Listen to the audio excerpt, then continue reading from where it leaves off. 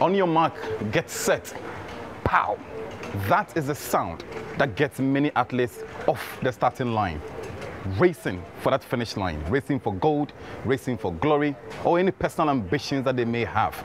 But before that sound is every period they have spent preparing themselves, working themselves, the anxiety, the stress, the possibility of failure, the competition ahead, and any obstacles that may befall them before they touch that finish line. That is the conversation that Get Started as a program is about. We would motivate ourselves every step of the way. Today on Get Started, my guest is Honorable Kojo Oppong Nkumah. He's walking us through what we should expect in 2019 as a young startup, as an entrepreneur out there. What's in the 2019 budget for you and me? What should we be looking out for? What are the big ticket items that should get our attention in the year 2019? Join me as we dig and find out more on our journey to the finish line. This is my starting point. Pow! Today on Get Started, we want to dig deep to find out exactly what's in the 2019 budget for young startups and entrepreneurs in general. And the Honorable Kojo Oppong Nkumah would help us walk through that particular journey. Kojo, welcome. Thank you. Thank you for joining me on Get Started. Thank you. Great. One of the big things in the budget was entrepreneurship. And so we're hoping that on this program we will try and expand it to really walk people through the journey. What should we be looking out for in 2019? In fact, let's take a step back. What was last year like for entrepreneurs in Ghana? Maybe I even take you a step back, okay. Because this is our third budget. So you notice that in 2017, when we assumed the reins of power, we made the argument that we have to bring back accelerated growth, and it will come with its own jobs and development in that process. And so our strategy has been to remove the things that constrain growth. One of the things that we initially mentioned were what we call the nuisance taxes. Took them away. We brought what we call the National Industrial Revitalization Program, or the stimulus package, to now inject some money into some industries.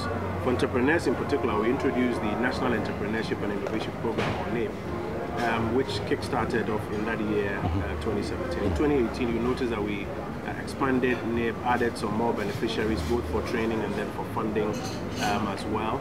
But in 2018, apart from expanding NAIP as well, you notice that the general economic improvement also now made it generally easier for young people who are doing business to relatively find themselves a spot in the business. In 2019, you're going to focus on about 6 major things which are aimed at pushing the entrepreneurial agenda. One of them is what we call the Business Regulatory Framework Program. Okay. A lot of young people want to do business, but there's an ecosystem that inhibits doing business. You want to register a business, you want to get a tax clearance certificate, you want to even open a bank account or get into a supplier database in a particular industry. It comes with its own difficulties. So one of the first things we want to do is to embark on this Business Regulatory Reform Program, which is aimed at freeing up the space and taking away some of the things that make it comparatively more difficult for young entrepreneurs to start up and to start running.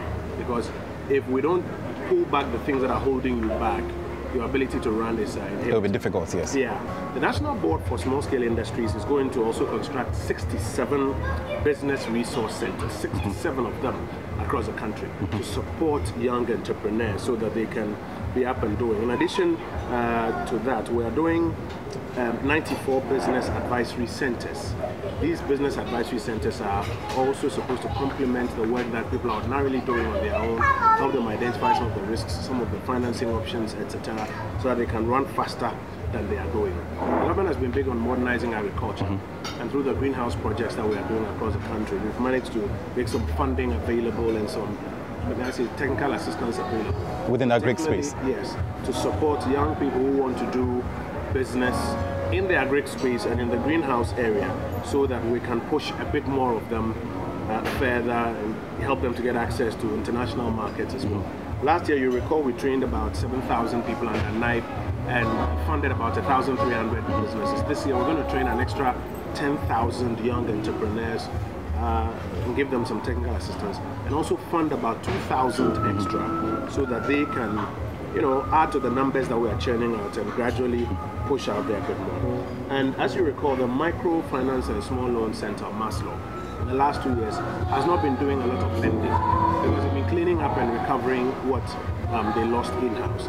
we've succeeded in rebuilding their capacity, and in 2019 we've provided them with 200 million Ghana cedis to go out there and lend to young business people who are looking for a bit of capital to go out there. So broadly speaking, these are some of the things that we are doing to add to what we've done in 2017 and 2018 to push the entrepreneurial agenda forward. And all of this rests on the improved economic foundation, because if you don't improve the foundation, then the takeoff becomes difficult for young people to go out there. On my journey so far across the country, one of the big things that young people have spoken about is the time it takes to get a business registered. I do understand that the Vice President's office, for instance, had been leading an agenda to get the registration process automated and fast-tracked. But it seems to be slow still, with a lead time of about a week or 2 or 3, with sometimes not much to be explained. How are we fixing that? Is the government taking a look at that? It's predominantly because there are still some items that you now have to step out of the registration space to go fetch. To go do. And bring back into the registration space. And so now what has happened is that we are quickly making moves on those other aspects so they can also be done online and integrated into the process. Things as simple as even payments.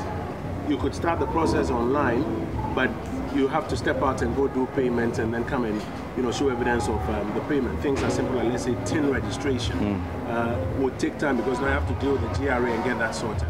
So we're going through a process of trying to speed up those outstanding items and integrate them into this fast-track process. Let me put two things together, the Africa Trade Insurance and local content.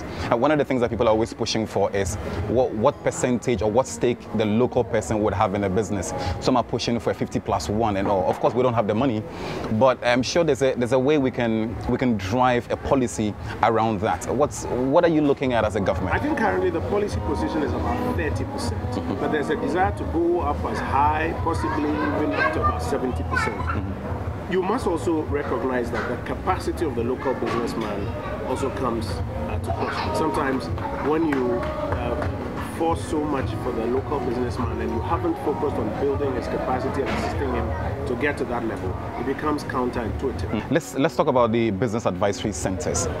Is the center online, or is it in the regions, or is it basically in Accra? Actual centers being put up across the country. The idea is that there are people who say, I have a business idea. Business idea is not equal to the competence to run a business. Sure. It's not equal to the skill set to run a business. So it's important to help, particularly these young, exuberant people who have business ideas, to come to terms with the skill set required, the technical knowledge required to manage their business, to play in the industry in which they are playing. Somebody says, I have a brilliant idea, but sometimes he doesn't have, the nuanced skill set in that industry. So these business advisory centers are supposed to aid young entrepreneurs, take a look at your business plan, go through a process with you and help you identify the parts where you may be overlooking, the parts where you need to pay attention to the critical success factors, the binding constraints, so that you can very quickly respond to these ones and not repeat the mistakes that other people have made. How do we address the funding gap within the market? Thankfully, and you see, first of all, it's understandable. If you walked into a commercial bank and said, I have a business idea, give me 1,000 cedis, they'll throw you out. Yes. Because they're looking at your credit record, they are looking at what sort of security they can lend against, etc., etc. Thankfully, the government believes exactly what you're speaking about, and that's why for an organization like Maslow, we have put in 200 million Ghana cedis in the next fiscal year, which is mostly going to be made available to people who are looking for small loans, 1,000, 2,000, 5,000, 10,000, to invest in their very simple, proven business projects at the local level, because it has a way of kicking up economic activity at that level. So I'd like to say to the young people who are watching us on your platform that, listen, these options are out there. Thankfully, the new leadership of Maslow has opened district offices across the country, about 254 of them. What you need to do is to get your business idea and its proven track record well structured and apply and engage with them, explain to them what you need to do, answer their risk questions, and they'll be in a good position to support you. The staying on money, I think about last year or so when the president made the announcement, I think there was 10 million cedis allocated to the NEIP project to scale it up to about 100 million or so. Are they getting that in the 2019 budget? We continue to make funding available to them. That's why you're able to see that every year about 7,000 and 1,300, about 10,000 and 2,000, both in training and in funding. So we continue to resource them on the back end, but they also have to go through their process to ensure that they have the right cohort of people, they get them to the right levels, and then they can make those funds available to them. You're still watching Get Started with me, Jesse and Hon. We're talking about the 2019 budget and what's in that budget for young startups and entrepreneurs out here. Our conversation is with the Minister of Information, who is also the Member of Parliament for Ofoase Ayirebi constituency, the Honorable Kojo Oppong-Nkrumah. I'll put a question to him. To what extent is government willing to buy from you and me to give us the opportunity to make our first million? Is government buying from startups? So there are two answers to that question. One, government has demonstrated an interest to buy from indigenous Ghanaian businesses. And like we've said, whenever government purchasing power is being deployed, we want to see Ghanaian businesses strong and participating. That's where our interest is. Because at least if it's taxpayers' money that is being put to purchase use, it will be put to best use if a Ghanaian business on that side is the one that is benefiting. But two, beyond that, government is also assisting the young Ghanaian businesses to get access to the global market. The Ministry of Business Development has worked with the local business community to develop a platform. The Trade and Industry Ministry has an alternate platform that allows local businesses to get out there and showcase their validated products to the international world. A lot of young people are within the entertainment space. A lot of concessions are being given to foreign companies, but government has also championed the cause for giving tax waivers to young businesses. How is that looking in 2019? We continue with the agenda of taking away what we believe are nuisance taxes.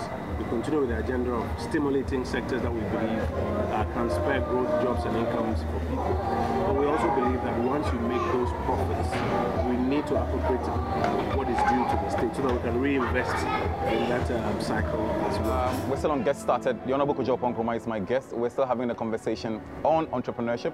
How do we take advantage of the 2019 budget and move forward as we build our individual businesses for the advancement of the country and our own growth? Quick question.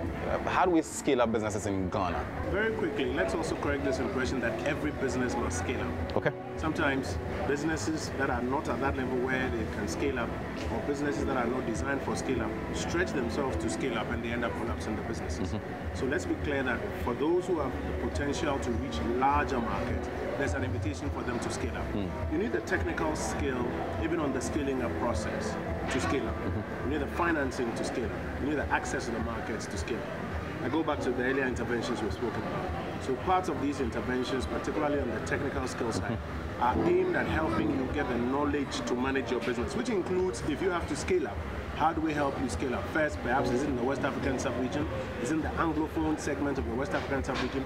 Or is it that because you think the internet is available today, the world is your playing field? So scaling up is a process that you need to go through, particularly for the kind of product or service and the competition in various markets that you have. And helping you with the technical skills so to do is a first step that is available within this technical skill training.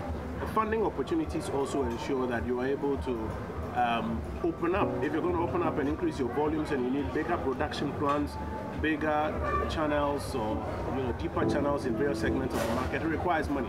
And here we have to also encourage young business people that when it comes to scaling up and accessing markets, you also need to become very quickly cognizant of the fact that sometimes you need to, as part of the funding, allow in other players who may bring in equity, who may have their own interest in other markets, which have to be merged with yours before you can access those markets. Because some of the funding options are equity options. That means that your control and your weight in the business will have to be diluted a bit. 6 key things that we've discussed so far. The first one is the government's willingness to clean up the regulatory framework, the regulatory space to ensure that you and I can operate easily, from registration to dealing with our taxes, everything in relation to SNIT, whatever that you have to do as a young business, the government is working towards that. We will continue to monitor, and where the changes are being applied, we will bring back the changes to you immediately. Again, the second thing that he did mention was the Africa Trade Insurance, which is a way of ensuring that we give some sort of insurance cover for investors out there who probably have $1 billion or $1 million or $2 million to invest in this country. We give them some assurance that their investment is safe of a sort. Once that is given, then you know they're coming into the country. And once they come into the country, we move to level 3, which is local content, which is how you and I would get ready and partner them. Today, the tier is around 30%. So you and I must get into that fray, have the right conversation, be able to negotiate, put our businesses out there, and get the right resources going through. The next point he did mention was what the National Board for Small Scale Industry was doing across the country. Fifth was business advisory centers, which are being set up across the country to ensure that you and I can have all our questions answered. What ideas do you have? Do you want to validate your ideas? Go to the center. Are you looking for funding options? Go to the center and talk to them first and see exactly what you could do with that. And the last one is the government's focus on agriculture and greenhouse businesses. If you have any idea in that area, the government might be willing to support you of a sort. And again, let me just add, I was at the launching of the NAPCO, the IT version of NAPCO, and something that I picked up was you don't have to wait till the 3 years is over before you can share a brilliant idea for NAPCO to invest in you. Even on day one in the job, if you have a brilliant idea which is workable, you can pitch it to the team. You never know, you could get some funding. My name is Jesse and Hon, and I'd like to thank the Honorable Kojo Oppong-Nkumah for joining us here, right here at the Swiss Hotel. It's a beautiful hotel, and we'd like to thank him for joining us on Get Started. Kojo, thank you very much for your time. It's been great. It's been great. Thank you for being with me. Remember, it's only scary until you get started. My name is Jesse and Hon, and I'll be with you again next week.